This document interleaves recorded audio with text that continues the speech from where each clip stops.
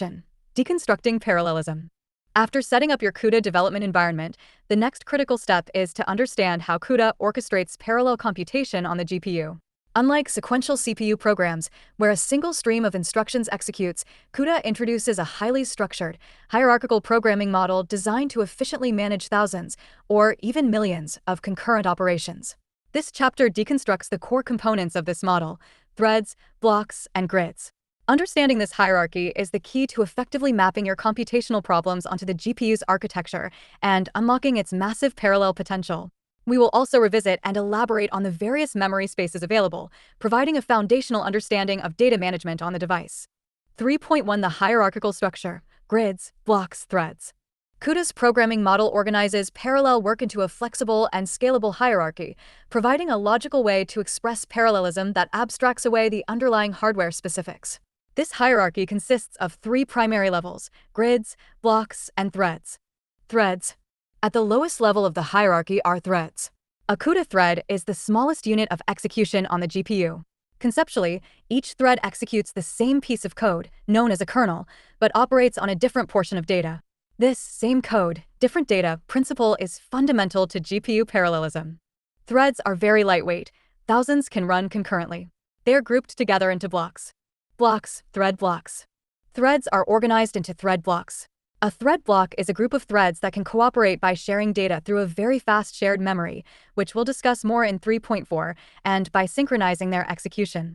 All threads within a block reside on the same streaming multiprocessor, SM, on the GPU, enabling efficient communication and data sharing. Blocks can be 1, 2, or 3-dimensional, allowing for flexible mapping of data structures, e.g., a 2D block for image processing. The maximum number of threads per block is limited by hardware, typically 1024 threads. Grids, grid of thread blocks. Finally, thread blocks are grouped into a grid. A grid is a collection of thread blocks that execute a single kernel. Each block within a grid is independent of other blocks in the same grid. They cannot directly communicate or synchronize with each other in the same way threads within a block can. This independence is critical for scalability, as blocks can be scheduled and executed in any order, even across different SMs, without affecting correctness. Grids can also be 1, 2, or 3-dimensional, allowing the programmer to structure parallel work across the entire GPU. This hierarchy allows developers to express very large amounts of parallelism. A single grid might contain hundreds or thousands of blocks, each with hundreds of threads, collectively executing millions of operations simultaneously. The CUDA runtime manages the scheduling of these blocks onto the available SMs, abstracting away the specifics of how many SMs are on the GPU or which blocks run on which SMs. Placeholder. Include a conceptual diagram illustrating the grid block thread hierarchy. The diagram should clearly show a grid composed of multiple blocks, and each block composed of multiple threads, potentially in 1D or 2D for visual clarity. 3.2 Kernel functions, the entry point to GPU computation. In the CUDA programming model, the function that executes on the GPU device is called a kernel. A kernel is essentially a C++ function that is declared with the __global __ execution space specifier. When a host, CPU, program launches a kernel, it's not calling a regular function, it's initiating a parallel computation on the GPU. For every thread that the host requests, a copy of the kernel function is executed on the device. All threads execute the same kernel code. The differentiation comes from how each thread identifies its unique position within the grid and block, allowing it to work on different data or perform different parts of a larger computation. Key characteristics of kernel functions. __global __ specifier. This keyword identifies a function as a CUDA kernel, meaning it is called from the host and executed on the device.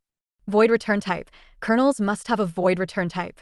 Any results from the GPU computation must be written to global memory, which the host can then transfer back.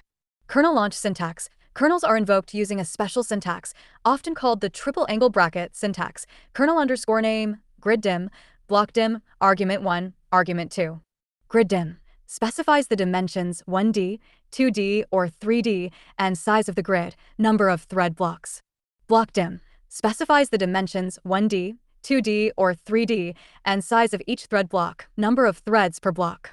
We will delve into the details of grid dim and block dim in the next section.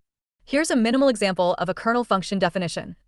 // a simple CUDA kernel that prints a message __global __ void my simple kernel. // this code will be executed by every GPU thread launched // for now.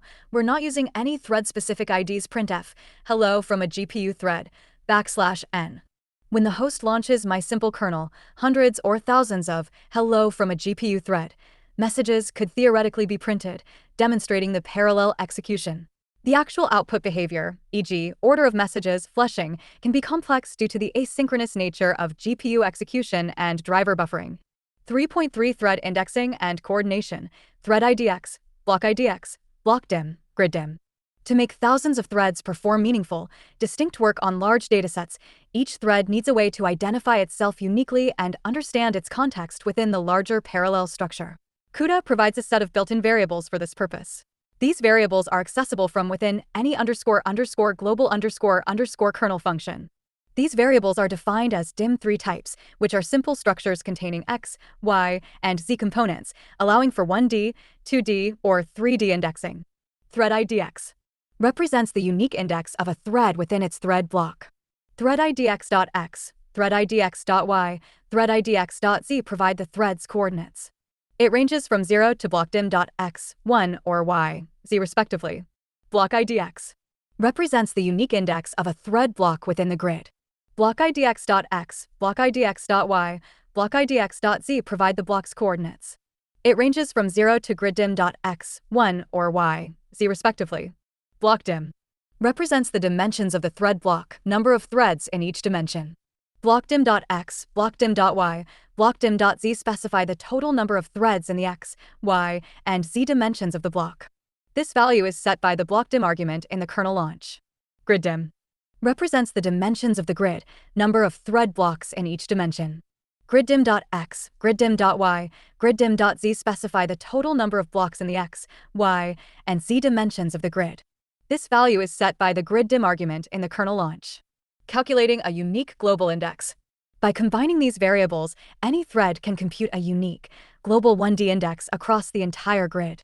For a 1D grid of 1D blocks, the global thread index IDX is often calculated as int IDX equals block IDX.x asterisk blockdim.x plus thread IDX.x. For 2D or 3D problem spaces, this calculation extends to cover all dimensions, providing each thread with a unique coordinate to access a specific element in a multi-dimensional array or process a particular pixel in an image. Here's a simple kernel that uses these built-in variables.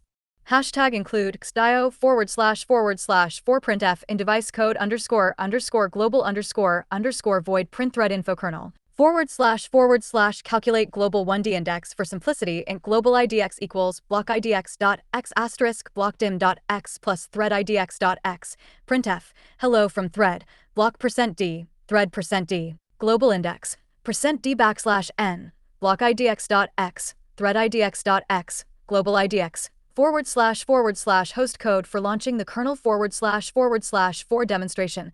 Let's launch 2 blocks, each with 3 threads // More detailed host-side setup for launches will be in Chapter 4, // Placeholder. Add simple host code to launch printthread info kernel with specific grid/block dims for a clear demo.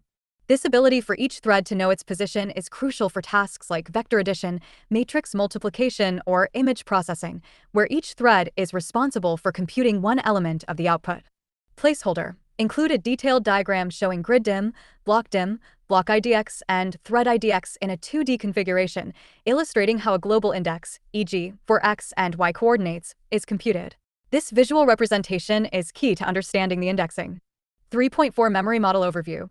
Global, shared, local, constant, texture memory. Efficient data management is as critical as parallel execution on the GPU. CUDA provides several distinct memory spaces, each with different characteristics regarding scope, lifetime, and performance. A judicious choice of memory type for different data access patterns is vital for optimal performance. Revisiting and expanding on Chapter 1.2, the primary memory types available to a CUDA kernel are: global memory.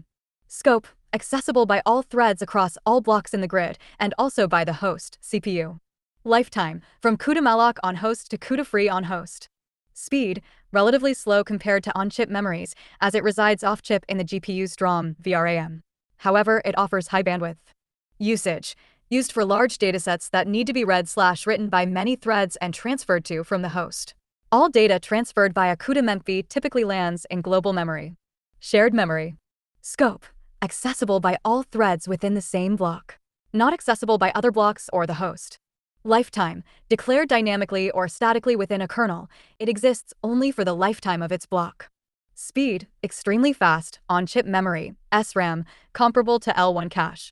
Usage. Crucial for efficient data sharing and communication among threads within a block, and for reducing accesses to slow global memory, e.g., through tiling or caching patterns. Declared using __shared___ keyword. Local memory. Scope. Private to each individual thread. Lifetime. For the duration of the thread's execution. Speed. Resides in global memory, so it's as slow as global memory. Usage. Used for automatic variables that don't fit into registers, e.g., large arrays or complex structures local to a single thread. Constant memory. Scope. Accessible by all threads across all blocks, read-only from the device perspective.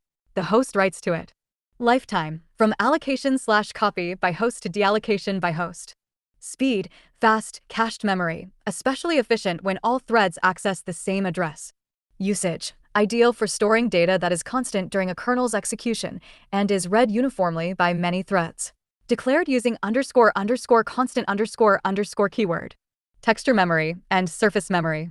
Scope. Accessible by all threads, read-only, texture, or read/write surface. Lifetime. Managed by host allocations. Speed. Cached and optimized for 2D spatial locality and specific access patterns, e.g., filtering addressing modes. Usage. Historically used heavily in graphics, now also for image processing and certain data structures in compute kernels where spatial locality is important. Understanding the unique characteristics and appropriate use cases for each memory type is a cornerstone of writing high-performance CUDA code. Mismanaging memory is one of the most common pitfalls leading to poor GPU utilization. Placeholder. Include a diagram visualizing the CUDA memory hierarchy, showing access scope, e.g., global access, block local access, thread local access, and relative speed/location, on-chip versus off-chip. QTDF commentary on Chapter 3 First Pass. This first pass for Chapter 3 adheres well to our refined workflow.